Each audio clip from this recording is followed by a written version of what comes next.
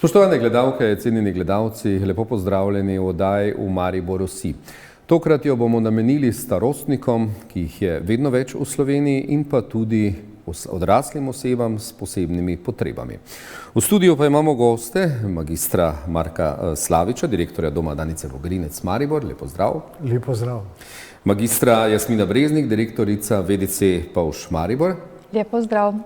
Potem je magistra Barbara Žgajner, direktorica Centra za pomoč na domu Maribor. Pozdravljeni. In pa Nada Wolf, Šola zdravja, enota Koroška Vrata. Lep pozdrav. Mogoče, če pravzaprav pogledamo, da je bilo, recimo lani smo zabeležili, da je bilo v Sloveniji starih 65, nekaj nad 400 tisoč ljudi, pa seveda tudi oseb s posebnimi potrebami imamo zelo veliko. Znamo v Sloveniji razumeti, da se dogaja, recimo, bom rekel, predvsem na področju starostnikov, da nas je vedno več, da jih je vedno več? Gospod Slavič, kaj pravite? Ja, povsod po Evropi, ne samo pri nas, predstavlja sistem skrbi za starejše in vse, ki potrebujejo našo pomoč, tukaj ne gre zgolj za starejše. Starejši predstavljajo vendarle eno največjo skupino od vseh tistih, ki pravzaprav potrebujejo našo pomoč pri opravljanju življenjskih aktivnosti, za enega izmed temeljnih družbenih sistemov in seveda glede na to, da predstavlja vedno večji, bom rekel, vedno večji zaradi same demografske slike, zaradi naše baby boom generacije, nasplošno zaradi staranja prebivalstva, zaradi kroničnih bolezni, ki jih uspešno zdravimo v starost. Skratka, zaradi vseh teh problemov vedno večji sladek problem pravzaprav z dolgoživostjo družbe in seveda s tem tudi povezanimi problemi pri zagotavljanju skrbi za vse, ki pomoč potrebujejo. In seveda ti sistemi resnično povsod po Evropi vedno bolj predstavljajo tudi v Sloveniji enega največjih izzivov. Kako jih reševati, ker vendarle v preteklosti morda niso bili deležni takega načina reševanja ali pa takega fokusiranja na to področje, kot je na primer zdravstveni sistem, ki je za nas pač temeljni sistem, ki ga potrebujemo v državi. Torej, kako mi seveda zelo dobro vemo, kaj starejši, kaj vsi, ki potrebujejo pomoč, od nas potrebujejo.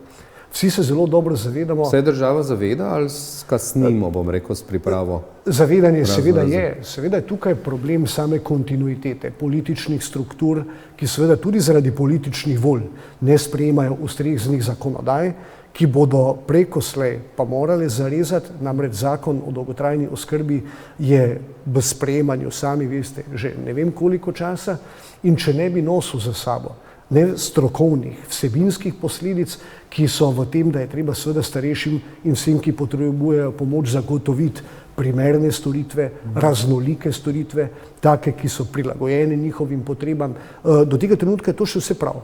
Mi te normative, vse te kriterije uspemo sestaviti, seveda se zaustaviti takrat, ko je treba za ta zahteven sistem zagotoviti potreben denar, in predvsem ne denar za trenutne potrebe, ampak za kompletno finančno vzdržnost tako pomembnega sistema, kot je sistem dolgotrajne oskrbe na dolgi rok. To pomeni, ni pomembno zagotoviti sredstva za danes, ampak je seveda pred državo izjemen izziv, kako zagotoviti ta sredstva za prihodnjih 10-50 let. In seveda, takoj bom končal, samo še ta stavek, apel, da seveda pod krinko razno raznih ambicij, interesov, tudi političnih, se ta zgodba nikoli ne bo rešila v korist slovenskih ljudi, v korist naših državljanov, tistih, ki potrebujejo pomoč, sploh če bomo pri tem iskali rešitve, ki bodo nestrokovne, stroškovno neučinkovite in upam si reči, če bomo tudi na te državne finance, na ta državni denar nekontrolirano spustili tujce, ki se bodo pri nas seveda hranili z lokalna skupnost razume, ampak denarja ni, ali pač?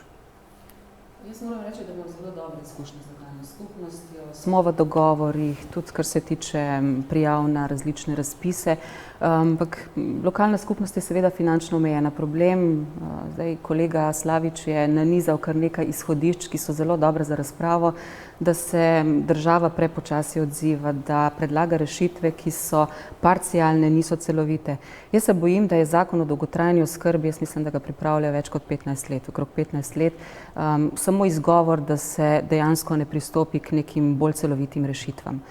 Moje osebno mnenje je dejstvo, da se prelaga odgovornost z enega ministrstva na drugo ministrstvo, na terenu se pa dejansko dnevno povečujejo potrebe.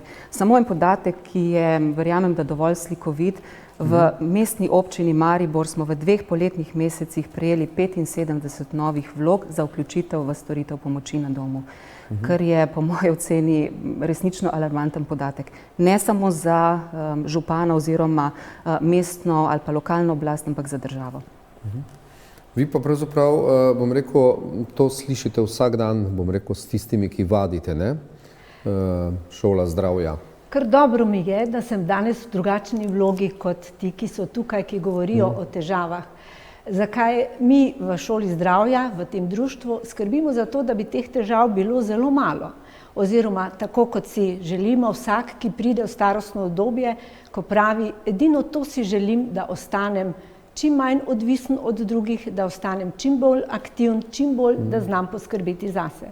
In zato je tako pomembno in sem zadovoljna, da lahko nagovarjam ljudi in da sama tudi zdaj že kot starostnica sodelujem v teh skupinah, kjer skrbimo za to vitalnost, za dobro voljo, za dobro počutje in za to, da ne vemo, kaj nas čaka, ampak vendarle to, kar lahko naredimo vsak dan, da skrbimo, da ostanemo. Pa verjetno greste še potem, bom rekel, dobro, potelovadite, greste tudi, kako rečete, na kavico, kaj rečejo?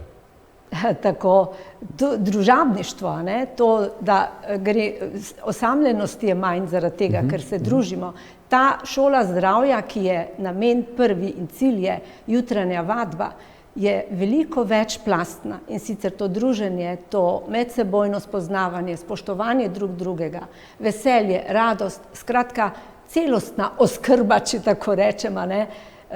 Ohranjanja neke pozitivne naravnanosti do življenja, do starostnega obdobja. In če se lahko mogoče samo za trenutek priključim, definitivno jaz sem prepričana, da vkolikor bi imeli ljudje več socialnih stikov v starosti, predvsem tistih, ki ostajajo izolirano v okviru svojih domov, bi bilo bistveno manj psihičnih, zdravstvenih težav in tudi na tem poskušamo graditi. Jaz upam, da bo prihodnost, naj si bo v okviru zakona o dolgotrajni oskrbi ali pa pač neke politike na dolgi rok vključevala ta socialni vidik, ki je po moji oceni eden ključnih. Opažam, da tudi tisti ljudje, ki ne potrebujejo oskrbe, zdravstvene, osnovne nege, so izjemno zadovoljni in rezultati so neverjetni, ker dobijo samo družabništvo osebo, ki jih obišče enkrat, dvakrat na teden, se pogovarja z njimi, jih odpelje na sprehod. To so tiste dodane vrednosti storitev, ki jih lahko izvajamo. Gospa Breznik, spominjam se pred leti začetka delovanja Polža, male institucije, zdaj bom rekel temu več vsaj ne kaže, da bi bilo tako. A vendar imate občutek, da je država bolj zavzeta, bom rekel, za odrasle osebe s posebnimi potrebami, z duševnimi motnjami, razumemo to? Bom rekel, to populacijo v neki meri že, ne, ker pač, ampak vidite napredek? Naš Polž je star 26 let. Res je nastal iz malega veliko. Nastal je na pobudo medobčinskega društva Sožitje Maribor, kjer se je skupina staršev, ki so imeli takrat svoje odrasle otroke, ki so končali šolski program in so se spraševali, kaj bo z njimi, kje bojo socialno vključeni, kje bodo krepili to, kar so se v šoli učili in pa tudi seveda pridobivali nove spretnosti. Tako je nastal Polž in lahko rečem, da v teh 26 letih danes vključujemo 265 uporabnikov, imamo svoje enote v Mariboru, Lenartu, Slovenski Bistrici, v Rušah in pa v Šentilju. Mislim, da je bilo na tem področju v zadnjih 30 letih, lahko rečem, da veliko narejenega, ker so ti podobni centri tudi v Sloveniji v tem času nastajali. Predvsem pa, kar se mi zdi pomembno, da je tudi osveščenost družbe postala bistveno boljša in večja, kot je to bilo pred leti. Predvsem tudi zaradi tega, ker so te osebe bolj vključene, kot so bile včasih, več je programov, več je možnosti, kjer se lahko potrjujejo, kjer se lahko dokazujejo in pa seveda tudi pokažejo, kaj znajo in zmorejo. Gospod Slavič, kako dojemate vi starostnike, pa pustimo iz vidika direktorja, bom rekel, največje institucije tovrstne, To mi je lažje. še vedno ste največji v Sloveniji. Kako dojemate starejše starostnike? To, kar so kolegice zdaj Pomislite, omenili, da vsi pridemo enkrat tja, ne? Bolj ali manj? to vam lahko potrdim. Pridemo, lahko vam potrdim oziroma vam povem, da pridemo hitreje, kot si to mislimo. Zdaj, vse to, kar so kolegice rekle, je seveda blazno lepo. Blazno lepo in kaže na neko pozitiven gen vendarle slovenske družbe, ki marsikaj manjka. Ampak vendarle smo vsi, ki smo zdaj tukaj govorili, pravzaprav govorili o tem, da dajemo ljudem ali pa okolju nekaj, kar pravzaprav ni čisto definirano in zapisano, kaj ta država od nas zahteva. In tudi jaz si ne predstavljam, da bi država morala predpisati točno to, kar moramo ljudem dati, ker ne nazadnje država vendarle ne more predpisovati vseh situacij, ki se dogajajo v lokalnem okolju, v družini in podobno, ampak je vendarle nekaj pa odvisno tudi od nas samih in izgovarjanje na to, kaj nam država ponuja, samo po sebi seveda nič ne prinese. Je pa res nekaj, ne, da seveda mi te stvari počnemo, ne direktorji, da počnemo to v sistemih, na katerih, ki slonijo na ljudeh, ki so dan za dnem. Pa v tem državnem sistemu, to je bila moja želja v tem prvem delu mojih stavkov povedati, vendarle izjemno obremenjeni, pregoreli in seveda mene je strah, da kljub naši veliki vnemi in razumevanju starosti vseh ljudi, ki potrebujejo našo pomoč, po dejansko velikem razdajanju, ki gre dlje od nekih normativov, na dolgi rok tako ne bomo zmogli. Tudi če bomo hoteli in če bodo naša prepričanja, naša percepcija dojemanja starosti taka, kot si v najlepši obliki predstavljamo. Naša organizacija vsega tega, kar smo slišali, medgeneracijskih centrov v Dupleku, v Račah, v Rušah, kjer dnevno skrbimo, vsi vidite, za približno enako populacijo in rišemo na smehe ljudi, ki se tam dobivajo, preganjajo osamljenost, delajo tudi kaj koristnega. Preganjanje osamljenosti je zelo koristna stvar.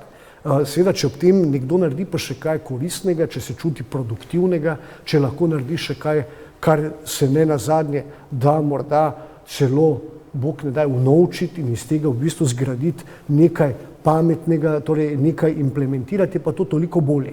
No in da zdaj skrajšam in da dokončam, vse te velike aktivnosti so seveda možne in so grajene in morajo biti v državi grajene na nekem entuziazmu, na prepričanju vseh nas, ki vodimo te sisteme, da lahko to počnemo, vendarle pa na zavedanju države, da mora zagotoviti osnovno infrastrukturo in osnovne pogoje. Če ravno niste odgovorili, kar sem vas vprašal, me zanima, kako vi osebno gledate na starostnike. Torej, zdaj, ta del, ki pa je pomemben, ker gledamo na starostnike kot na bitja, kot na nekoga, ki pravzaprav v nikakršnem delu ne pomeni drugačnega člena naše družbe, kot smo mi danes tukaj, izvajamo kopico vseh teh zgodb ravno zaradi tega, ker je seveda najbolj grozno spoznanje, da po 65. letu, kot je v zakonu napisano, si ti star in si v bistvu klasificiran kot nekdo, ki imaš neke pravice. Torej, jaz si tega ne želim. In naši stanovalci živijo, sem prepričan, drugače kot v nekih togih sistemih, ravno zaradi našega dojemanja starosti, ki ni vedno ne bodi ga treba in je lahko tudi lepa. In seveda, ko stanovalcem zagotoviš aktivnosti, ki niso več klišejske, ko jih zapeljemo na koncerte, na te naše znamenite oma, dede, to bova še rekla pol v nadaljevanju. Se pokaže, da pravzaprav velikokrat obravnavamo starost klišejsko, da ne dopuščamo prave svobode in pravzaprav ljudi na nek način spravljamo v neke sistemske kalupe. Torej, naj bo starost to, kar je lepo, kar je življenje in nič drugega. Gospod Wolf, na začetku oddaje pa tudi ste dejali, da zdaj ste pa starostnica, ne? Kaj se je spremenilo? po zakonu, kot pravi magister Slavič? Spremenilo se je v zunanjem svetu, zato ker sem prišla iz aktivne službenega obdobja v upokojensko obdobje. In to je krasen čas, kjer je čas tvoj, ne več ti sužen časa. Seveda opažam tudi spremembe na svojem telesu, spreminjam se, postajam drugačna, včasih pa tudi se mi zdi, da bolj svobodna, da enostavno je drugače živeti, ker marsikdo starostnikov marsikaj odpusti, ker je že tako star, pa si lahko kaj privošči, tako da je tudi to ena svoboda, če se malo pošalim, ampak tudi tem je resnica. Vas je strah? Jaz sem že stara. In zdaj, strah me je in bojim se tega, da ne bom obvladala bolezni, če me doleti, da ne bom obvladala. Želim pa si, da to, kar me čaka, da bom zmogla skozi neko pozitivnostjo, da bodo lahko ljudje, ki bojo mogoče mogli poskrbeti zame, da ne bodo trpeli predvsem psihično. To se mi zdi včasih veliko težje kot ta napor. Veliko lažje je nekomu umiti obraz ali telo, ali kot pa poslušati neko nevoljo, ki jo pač na tistega, ki je s tabo, ker drugega nimaš ob sebi, streseš, ne. Tako da v tem smislu, ampak zdaj, če bi živela vsaki dan z tem strahom, potem ne bi mogla živeti. Se spomnim na to in poskušam pač premagovati tako kot drugi in moram reči, da imam veliko vzornikov. Predvsem v tej skupini, kjer smo, kjer je veliko ljudi, ko so 80-90 stari in to so vzorniki. Če se ne motim, imate tudi eno članico 94 let, ko hodi? Pri nas ne, ampak so na Celjskem, mislim, da je. Različni, ker veliko je teh skupin. In mislim, tu res, ko vidiš to voljo, to, da se ne dajo, to res je vzgled. In starost je tudi modrost. In to se mi zdi, da premalo mogoče mlajšim tudi dajemo te modrosti, če nas hočejo poslušati. Ne? Razvijamo se tudi v 3. življenjskem obdobju. In to je ta, če lahko začutimo to radost bivanja v gibanju. In vedno je tako, da če samo razmišljamo, kaj bi naredili, potem ne moramo začutiti veselja akcije, ki jo naredimo. In zato je po gibanju tudi duša bolj gibljiva, bolj sproščena, bolj zadovoljna. In to je ta začaran krog, iz katerega lahko stopimo, če se ne prepustimo melanholiji. Zdaj tako laično, magistra Žgajner, bolezni pač, ker si starejši, pa te bolj rade imajo bolezni, hote ali ne hote. Je osamljenost tista najbolj druga? Recimo, da je mogoče najbolj izražen problem, ki še mogoče celo bolj kot katerakoli druga. Kaj pravite? Osamljenost je problem. Problem osamljenosti je tudi v tem, ker ostane zaprta nekje za zidovi, pa nihče ne ve, da je problem. Gospa je rekla, zelo dobro je dejala, da so prisotni strahovi. Jaz dostikrat opažam tudi pri naših uporabnikih oziroma tistih, ki pridejo v naš sistem, da so prisotni strahovi ravno potem, da bodo postali odvisni od nekoga, da so breme nekomu, da ne bodo zmogli finančno stroškov pomoči neke skupnosti oziroma organiziranega sistema. To so strahovi, s katerimi se soočajo starejši ljudje in jaz verjamem, da je naloga vseh nas, pa da jo vsak na svojem področju zelo dobro upravljamo.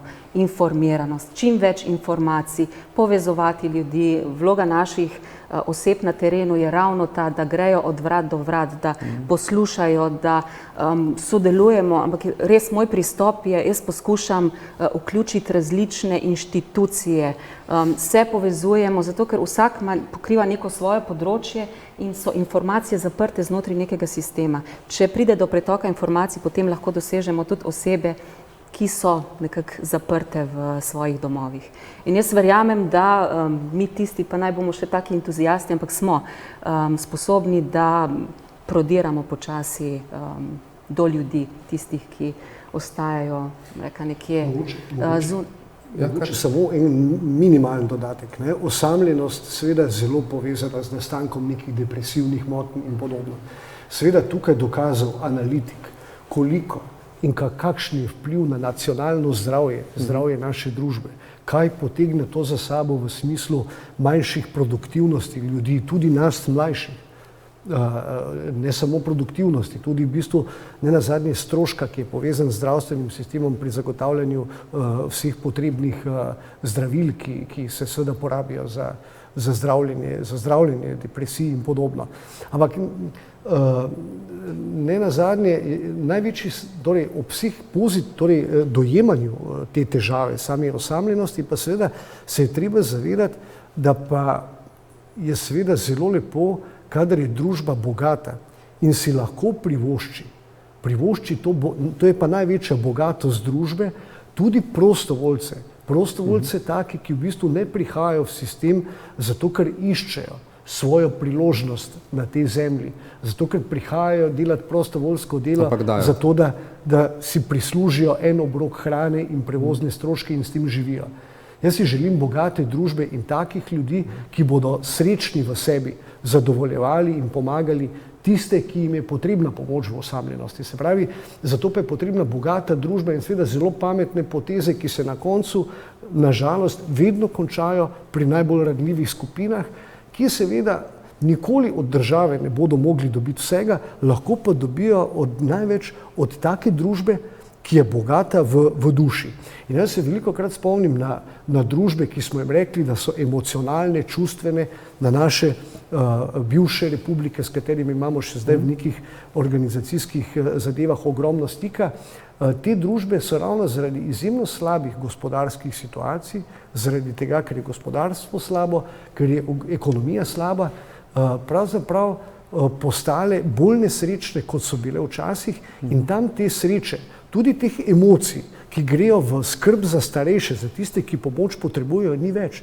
In danes je zanimivo, morda je teh emocij, te skrbi še vedno več v naši severni republiki, v nasprotju z tem, kar bi pričakovali od tistih, ki so bili vedno emocionalno na vrhu. In tu se kaže bogatost družbe in kaj pripomore sreča, ki je seveda povezana z nekim normalnim življenjem. Je pravzaprav, bom rekel, nastanek Pavža tudi iz nekega strahu nastal, bom rekel, staršev, otrok s posebnimi potrebami, ki so napolnili 18 let in kaj bo potem z njimi. Kje pa so danes pravzaprav tisti odrasli, ki nimajo več svojih svojcev? Kaj pa z njimi? Zelo različno. Da mogoče malo razširiva obzorja. Sposobnosti naših uporabnikov so zelo različne. Zdaj v osnovi že imajo motnje v duševnem razvoju, zdaj če danes govorimo o starostnikih, tudi naši se starajo, kar pomeni, imajo dvojno težavo, ker že v osnovi slabše oziroma nižje funkcionirajo, z leti pridobijo še starostne težave. Dogaja se v praksi tudi to, da pravzaprav zdaj že naši uporabniki, ki so starostniki, skrbijo za svoje še starejše starše bolane. Zgodi se tudi to, da starši zbolijo, umrejo čez noč in potem ni možnosti kakršnih koli nastanitev, ni možnosti bivanja doma, ni možnosti bivanja pri sorodnikih in pravzaprav taki uporabniki doživljajo dvojne izgube. Po eni strani ne morejo ostati v svojem matičnem okolju, po drugi strani izgubijo še svojca, ki jim je bil celo življenje ob strani. V takih primerih imamo sicer možnosti institucionalnih namestitev. Trenutno, bom rekla, v našem Polžu sicer tudi še imamo 4 prosta mesta, vendar v preteklosti in bojim se tudi, da v prihodnosti teh mest ne bo dovolj. Mi pričakujemo v naslednjih 5 letih še bistveno povečanje teh potreb po namestitvah, seveda pa si želimo in tudi delamo veliko na tem, da tudi naši starostniki lahko čim dlje ostajajo v svojem matičnem okolju z svojimi sorodniki, z najrazličnejšimi programi in tudi na tak način pomagamo. Kaj pa, če nekdo, bom rekel, nima več nobenega, kot ste dejali, kaj z njim? Predvsem taki so v institucionalnih namestitvah. Moram pa reči, da imamo tudi, sicer res zelo, zelo malo, lahko na prste preštejemo uporabnikov, ki pa živijo sami. In tudi s pomočjo na domu lahko še zaenkrat dobro shajajo. In tudi tega si želimo pravzaprav v prihodnosti še več krepiti, ker institucija bi mogoče res lahko bila tista zadnja namestitev oziroma možnost. Je pa tudi res, da nekateri pa radi pridejo v institucijo, ker je njihova kvaliteta življenja drugačna, kot je bila prej, ker se tudi mogoče več dogaja v popoldanskem času.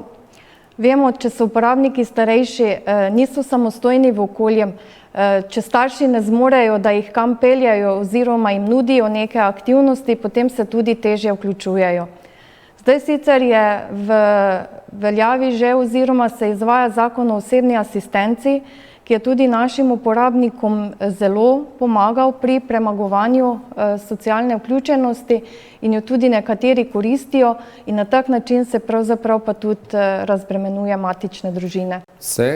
Bom rekel, v šoli zdravja, kdaj sedete pa se pogovorite, kaj, bom rekel, to vrstne zadeve, kaj če bom rabila pomoč na domu, če bom v dom morala, ne vem. Veliko kratko, kdo manjka, pa pride Jožica pa reče, čuj Štefka, mene pa je tak strah, kaj če to ne bo šlo. Seveda se pogovarjamo o tem, ravno to, da lahko nekomu odložiš, ko mogoče ni sorodnik, ker ti si se bo takoj strašil, koliko bo mogel za to dati. In da skupaj razmišljamo, kaj pa lahko, kdo drug drugemu lahko pomaga. Tudi ta medsebojna pomoč je zelo pomembna. Tudi zato, da če nekdo sam ima telefonsko številko od toliko članic in lahko pokliče v tisti stiski, kaj naredi v trenutni. Dolgoročno pa seveda se pogovarjamo tudi in večino razmišljajo o tem, da ne bi radi bili na grbi svojih otrok, da bi radi, da bi nekako bilo poskrbljeno, da bi ostali v domačem oskrbi. To so take želje, ki mislim, da so največkrat prisotne. Vsak bi najrajši bil v domačem okolju ali pa, če že ne drugače, v dom šel takrat, ko je še možno, da vse to, kar recimo Danica nudi, lahko koristi, Ampak ne vemo, kaj ti življenje prinese in važno je, da se pa pogovarjamo o tem in da res vemo, se zavedamo, čeprav čisto ne verjamemo, da je možno, da so vsi scenariji možni. In da nas potem, ko nek scenarij pride, ki nam je namenjen, da nas ne vrže tako zelo, da se ne moramo več pobrati. In tu se mi zdi, da seveda, in to je to druženje, to neformalne skupnosti, ker ni... Pravi, če rečeva, iz navadne telovadbe se je veliko več zgodilo pozitivnega. Absolutno, zelo veliko. Podpirate, gospod Slavičnik? To, kar počenja, jaz sem vesel civilnih družb, sploh takih, ki delujejo na tem področju, vedno znova. In pravzaprav, kaj narečem, tudi v naših vseh medgeneracijskih centrih. Zdaj seveda kar naenkrat narašča obilo teh ponudb, obilo teh pomoči. In recimo, hvala Bogu, končno dobro jutro. Tako, jaz temu samo lahko rečem vsa pohvala in seveda take samo iniciativne zgodbe, ko se nekdo sam organizira, so seveda sila dobrodošle. In mi ugotavljamo recimo vseh naših medgeneracijskih centrov, ki ga imamo v Dupleku, v Račah, v Rušah, da je tam pravzaprav na enak način telovadba temelj zdravega življenja, začetka vsega. Seveda, pri nas je morda, ampak to je en drug pogled, en drug ščepec, ki bogati to zgodbo na drugačen način, zraven pri starejših priključenih še ogromno otrok. To je v bistvu potem zgodba, ki pa gre že v življenje, v to medgeneracijsko praktično sodelovanje in povezovanje vseh ljudi, ki pravzaprav v lokalni skupnosti živijo.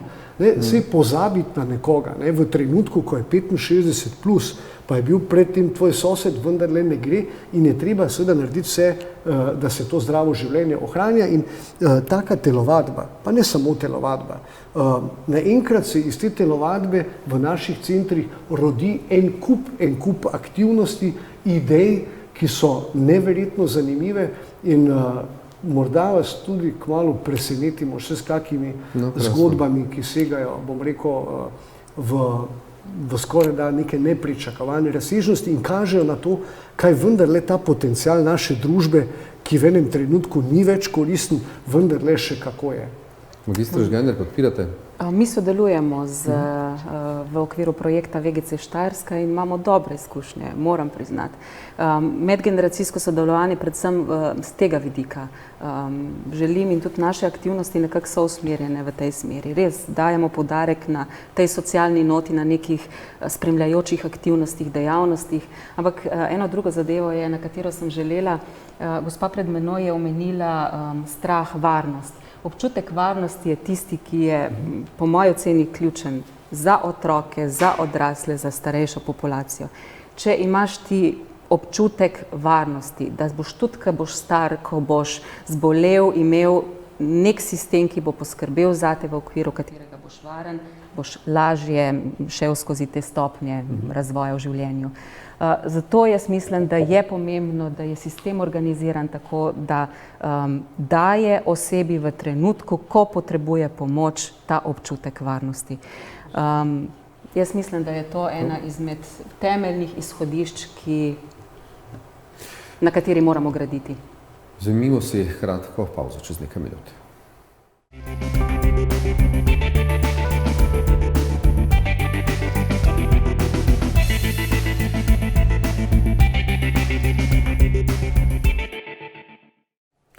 Mi smo v drugem delu oddaje v Mariboru, vsi, ki jo tokrat namenjamo starostnikom in pa odraslim osebam s posebnimi potrebami.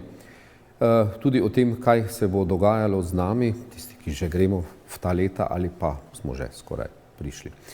Demenca je naslednja tema, to je, ki neminovno, bom rekel, starostnike tudi obeleži. Čeravno se mi zdi, da že vedno niže. Kako se pravzaprav, kakšne izkušnje imate z vašimi članicami? Da je demenca nekaj, kar ne vemo, koga bo doletela, in zato se pripravljamo na to. In pobuda v naši šoli je bila in tako zdaj funkcionira ena plesna delavnica v dopoldanskem času, kjer se udeležujemo okrog 300 članic, večinoma ženske, ker nekako zgleda, me bolj se zavedamo tega, če zdaj malo reklamo za ženske.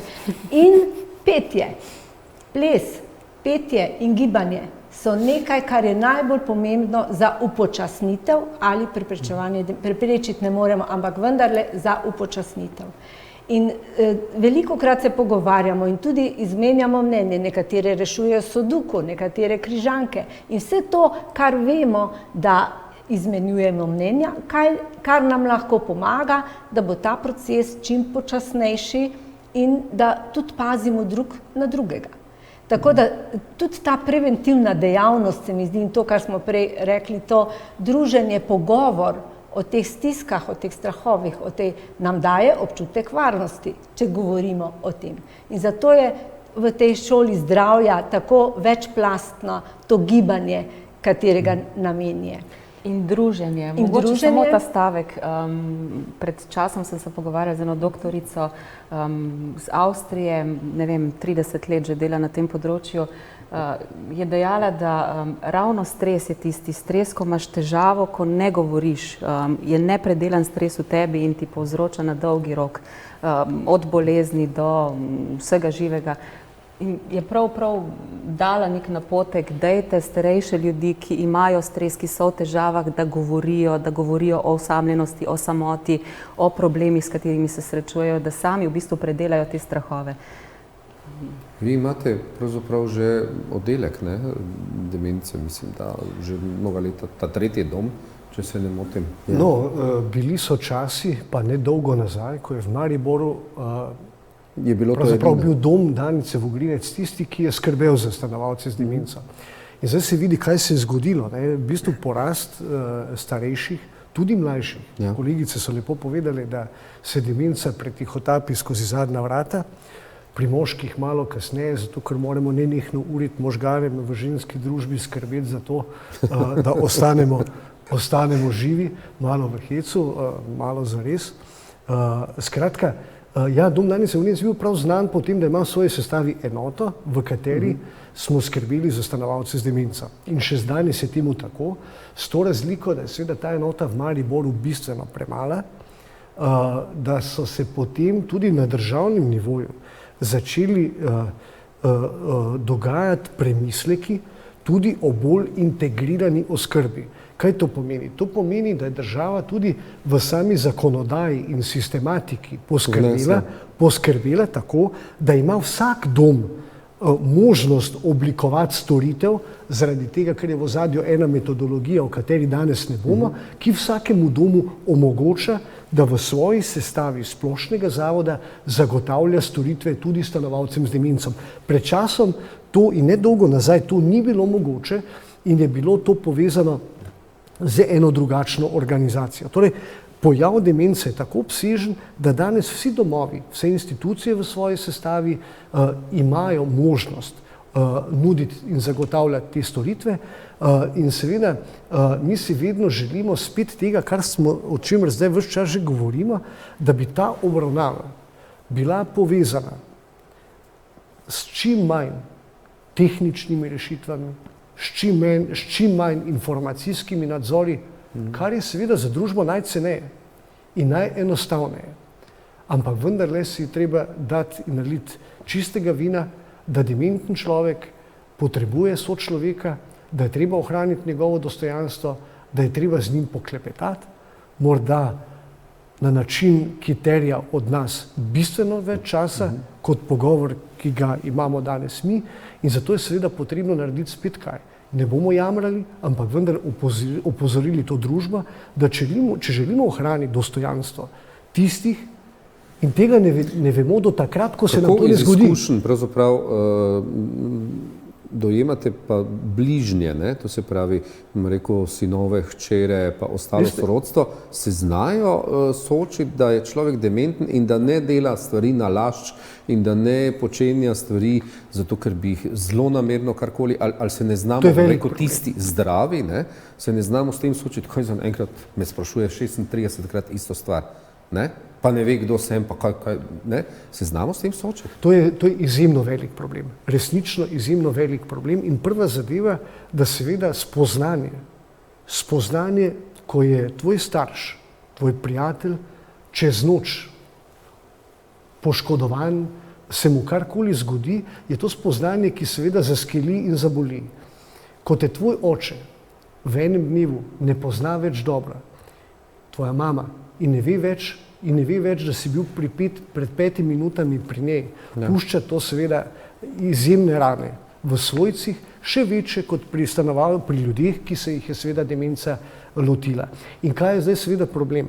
Ljudem, ki seveda izjemno čustveno trpijo, ko te starši več ne poznajo, ko starši več niso pravzaprav na nek način enakovredna bitja, kar mi vse skozi ponavljamo, da morajo z dostojanstvenim odnosom do njih ostati, ampak vendarle to razumejo drugače, je težko prepričati to, kar ste rekli, otroke včasih, da seveda njihovi starši nekih stvari ne počenjajo zato, ker so nagajivi, ker so v bistvu postali drugačni, ker so stari, ampak da je dejansko demenca prinesla spremembe v delovanju možgan, drugačno kognitivno sposobnost in zato imamo organizirane šole demence, selimo jih po vseh lokalnih okoljih v okviru Alzheimer kafejev, ki so organizacije, kjer na prijazen način skupaj s strokovnjaki z našimi izkušnjami pokličemo svojce in jih ravno osveščamo na tem področju,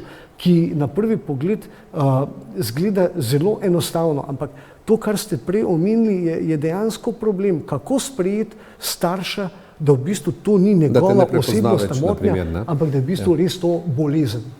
Ljudje, ki imajo svojce z demenco, se srečujejo z blaznimi težavami in so v takih stiskah, da pravzaprav res potrebujejo pomoč, ne zgolj, da se prepriča pač takšno osebo, da oseba, ki ima demenco, drugače razmišlja, drugače funkcionira, ampak potrebujejo, jaz mislim, da tudi neke vrste svetovanje, da predelajo stres, ki ga imajo. Strpnost, toleranco, pa poučiti se o demenciji, ne? Absolutno, bom rekel, poučiti se o njej, ne? In pogovarjati se s tem. Vsaj podobno je, kako družba odreagira, bom rekel, na odraslo, bom rekel, na otroke s posebnimi potrebami, pol pa še odraslo, pa gledamo čudno, pa ne vemo, kako se znamo obnašati. Včasih še ne. Ko gremo v lokalnih skupnostih oziroma tudi v kakšnih večjih mestih, še vedno doživimo kakšne poglede, se ozirajo za nami, tako da, ampak mislim, da je vedno tega manj.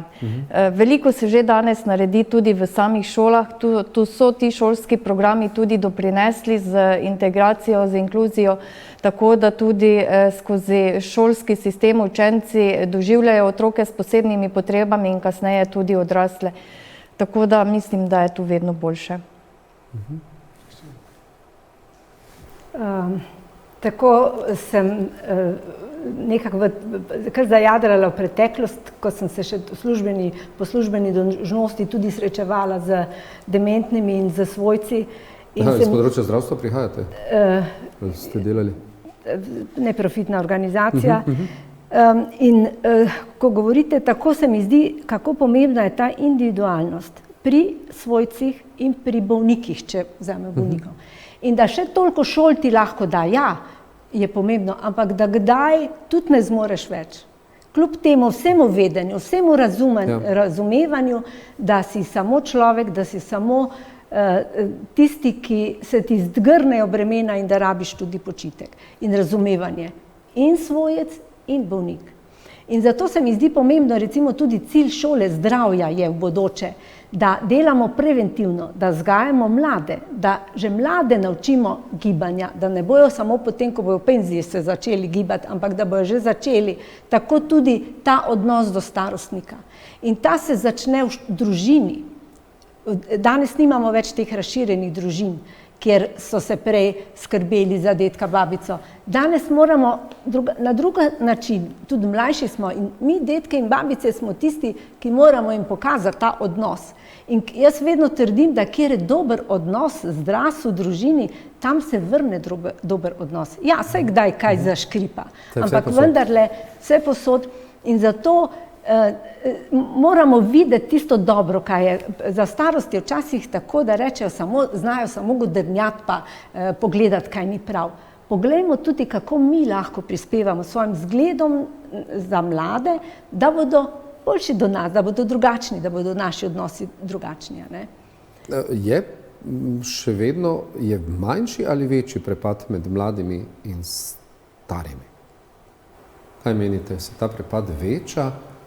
Ali ostaja isti kot pred časi, ali meni se zdi, da se veča, da ravno zaradi tega, ker niso več te klasične razširjene družine. Drugače je.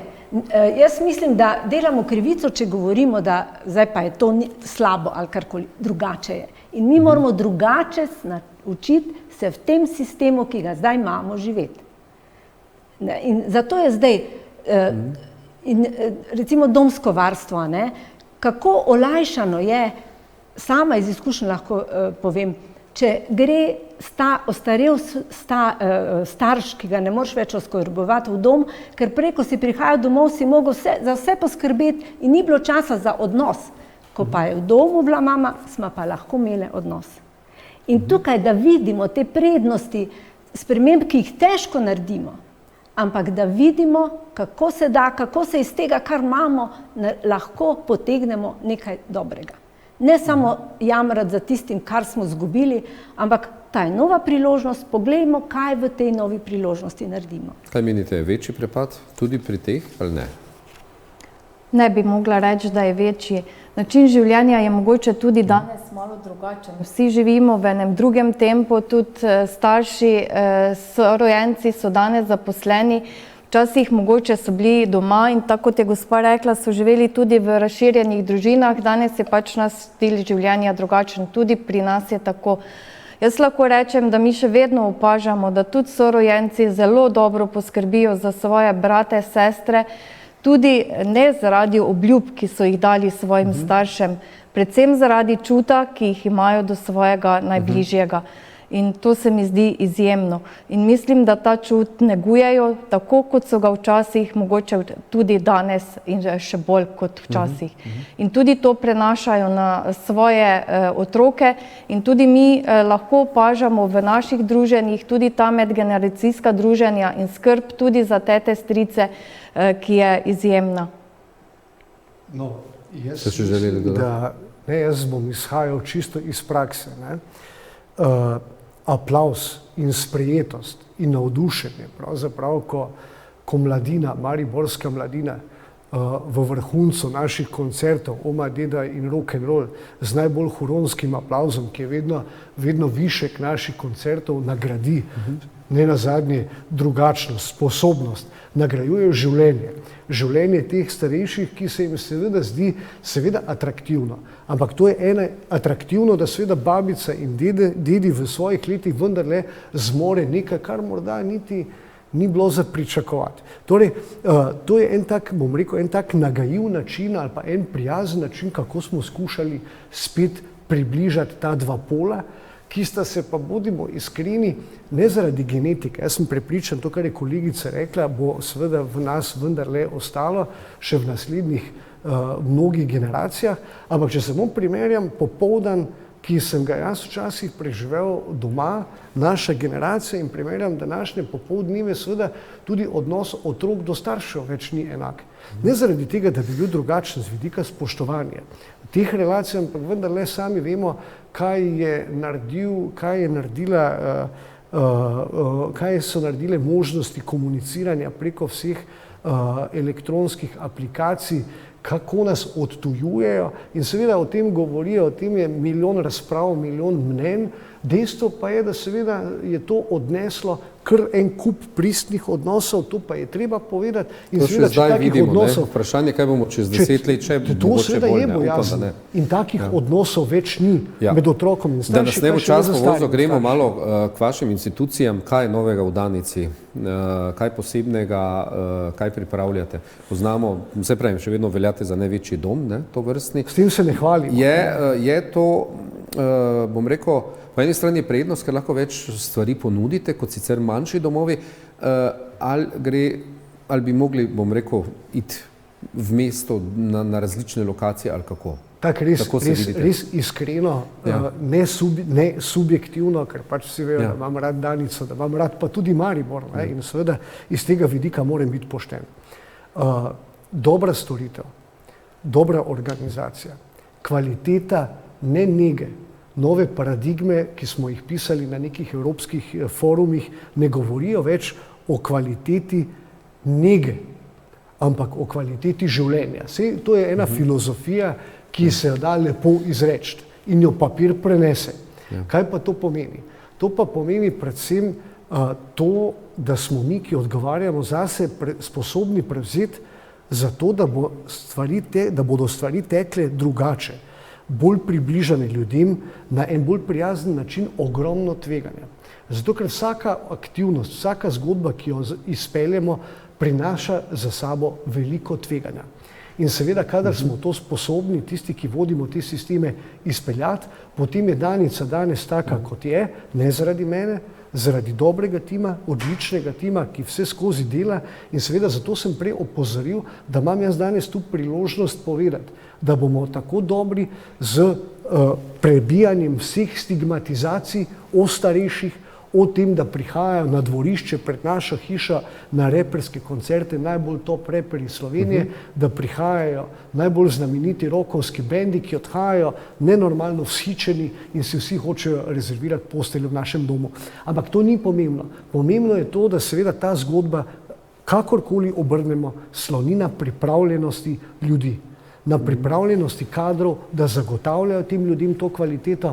Danica je bila potem znana in jaz res apeliram na vse, da seveda se te zgodbi in se pridružujejo, seveda tudi novi, torej nevladne organizacije, vedno bolj skrbimo, vedno več čuta se spet pojavlja tudi organiziranega za starejše in za tiste, ki potrebujejo pomoč. Rad bi pa samo, da nas država podpre v tem, da bomo to zmogli ne samo še eno leto, ampak naslednjih 10 ali pa 50 let. Na tak izgorelem sistemu, na zaposlenih. Koliko vas je zaposlenih? 450. Pa 450 za 809 stanovalcev, za katere skrbimo v 4 naših enotah. In seveda velikost enote. Potrebe so velike? Kako? Potrebe so velike in so še večje. Ampak ko ste me vprašali, ali je lahko in ali je smiselno organizirati manjše enote, bom rekel ja. jih je smiselno preoblikovati in prilagoditi, ampak niti slučajno za vsako ceno. Ljudje v Mariboru so tudi prej živeli v velikih stanovanjih, v velikih blokih in jih ne moremo razseliti na kmetijo, moramo pa jim dopustiti možnost. In dobra storitev, prijazna storitev se lahko zagotavlja v Si jo še lahko kakršnikoli privoščimo? Če si lahko privoščimo kaj? Ja, storitev bivanja v domu. Mi, če si lahko privoščimo, saj veste, povprečna penzija je kakršnakoli že je. V javnih socialno-varstvenih zavodih, ki jih mi predstavljamo, je ta seveda zaradi manjšega bremena investicije, ki jo pokrivamo zasebniku, toliko nižja.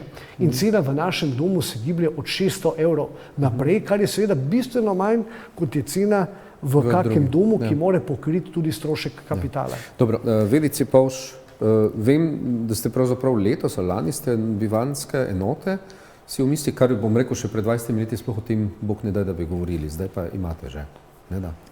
Ja, mi imamo ta hip zdaj stanovanjsko skupino, v kateri so vključeni samostojnejši uporabniki, potem imamo bivalno enoto z 16-urno oskrbo, ki jo imamo od leta 2013. In pravzaprav to je en takšen primer, ki nam je takrat narekoval, ker smo takrat mislili, zdaj pa imamo zadevo rešeno kar za nekaj časa. Pa temu ni bilo tako. Že kaj kmalu so se pokazale nove potrebe uporabnikov po 24-urni oskrbi in tako smo kar nekaj let zdaj iskali primerne prostore in prav pred kratkim, v mesecu oktobru, smo to enoto na Bohovi tudi uradno odprli. Tukaj nudimo zdaj 24-urno oskrbo, imamo možnosti namestitve 18 uporabnikov in pa predvsem... Okolica je lepo sprejela? Zelo lepo. Jaz moram reči, da smo bili v Hočah, ne samo v Hočah, v vseh okoljih, kjer delujemo in imamo svoje enote, smo zelo dobro sprejeti in tudi zelo aktivni v lokalnem okolju. Bi dodala še to, da v tej Bohovi imamo možnost 4 začasnih sprejemov. Mi s tem želimo predvsem ponuditi uporabnikom in njihovim svojcem, da lahko bivajo tudi, kadar bodisi svojci zbolijo ali morajo na kakšen poseg, bolnico ali karkoli in se znajdejo v stiski, da nimajo kam namestiti svojih otrok. Ali pa preprosto, ko si zaželijo tudi dopusta in bi želeli iti sami, da je tudi ta možnost, ali pa ko tudi uporabnik želi mogoče za nekaj časa od svoje družine ali pa tudi spoznati drug način bivanja ali pa bivanja z vrstniki. Kaj vam je največji izziv, največja težava zdaj v prihodnosti? Financiranje koliko toliko urejeno? Nas financira država v storitvi varstva vodenja zaposlitve pod posebnimi pogoji, kjer so te naše delavnice, kamor uporabniki rečejo, da hodijo v službo in hodijo delati. Seveda tu so kadrovski normativi izjemno zastareli, tako kot je kolega Slavič rekel prej, tudi mi pravzaprav se srečujemo z to kadrovsko obremenitvijo, kajti niti nismo na teh normativih, ki niti ni realen, normativ je star. Uporabnik, ki je pri 20 letih imel ene sposobnosti, ima danes pri 50, 60 bistveno drugačne. Po našem normativu njemu enako kadra pripada. Tako, ampak mi niti 100% nismo še na ta normativ zasedeni, tako da pravzaprav delamo res podhranjeno, kar se kadrovske... Peljete barko, uspete? Zelo podobno, da se ne ponavljam kot Danica. Tudi jaz lahko rečem, da imamo zaposlene izjemne ljudi z izjemnim čutom, ker vsak tega poslanstva pravzaprav ne more upravljati. Trudimo se po svojih najboljših zmožnostih izvajati kvalitetno storitev, saj nam uspeva, ampak velikokrat pokamo po šivih. Center za pomoč na domu, prej ste na začetku, pravzaprav ste dejali, da je veliko pravzaprav prijavljenih. Kako boste vse oskrbeli? Ne boste mogli, ne? Mi se trudimo. Trudimo se tudi s povezovanjem za boljšo komunikacijo med UKC-jem, nami, da vse tiste nujne primere, ki so pravzaprav od danes do jutri potrebni vključitve, da jih poskušamo redno vključevati. Smo pa začeli s programom krajšanja čakalne vrste, kar pomeni, da tiste res nujne prioritetno obravnavamo in poskušamo čim hitreje zagotoviti, če ne tisto polno oskrbo, vsaj minimalno oskrbo in postopoma uvajamo polno oskrbo. Zdaj pripravljamo tudi predlog, ki ga bomo predložili občini v razpravo in obravnavo, kar pomeni, da seveda si želimo kadrovske okrepitve, glede na to, da so potrebe na terenu iz dneva v dan večje. Je pa res, da smo tudi s pomočjo neke optimizacije delovnih procesov v enem zelo kratkem roku uspeli razbremeniti strokovno službo do te mere, da si lahko privoščimo neke dodatne storitve, nove programe, ki dejansko obogatijo to javno službo. To so delavnice za osebe z demenco, svetovanje za svojce oseb z demenco, potem imamo en cel kup piknikov, no ravno jutri imamo Kostanjev piknik s predvideno zelo lepo udeležbo, na katero so seveda vabljeni tudi svojci naših uporabnikov. Šola zdravja ima Še vedno boste telovadili, odprta vrata, mest dovolj, cena ni problem, lahko pride z vozičkom. Dajmo povedati, kje ste, kje telovadite. Vsaka krajevna skupnost, oziroma organizacije so po krajevnih skupnostih. Tako da je dobro, da se pozanimajo Koroška vrata, Tezno, Duplek, Miklavž.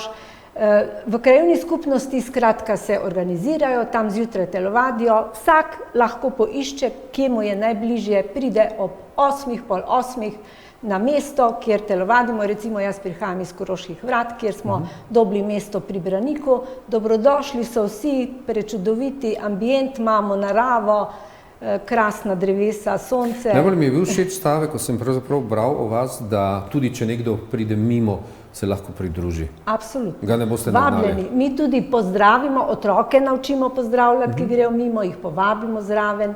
In kar nekaj jih je prišlo. To so meni se zdi ljudje že pozabili. Kar nekaj jih je prišlo na naše povabilo. Tako da resnično vabljen vsak, da prestopi ta prag te šole zdravja, te enote, ki so po Sloveniji 4000 ljudi vsako jutro telovadi. In to je zdrav duh v zdravem telesu, gotovo. Tako da samo rečem dobrodošli in vabljeni in upam, da res cilj dosežemo, da počasi tudi mlajše generacije naučimo, kako je pomembno to, da skrbimo zase. Hvala lepa vsem štirim za obisk v studiu. Vidim, da bomo verjetno še na to temo morali kakšno reči, ne samo pri nas, tudi drugje. Hvala vam, seveda tudi spoštovane gledalke, cenjeni gledalci. To je bila oddaja v Mariboru si. Nasvidenje.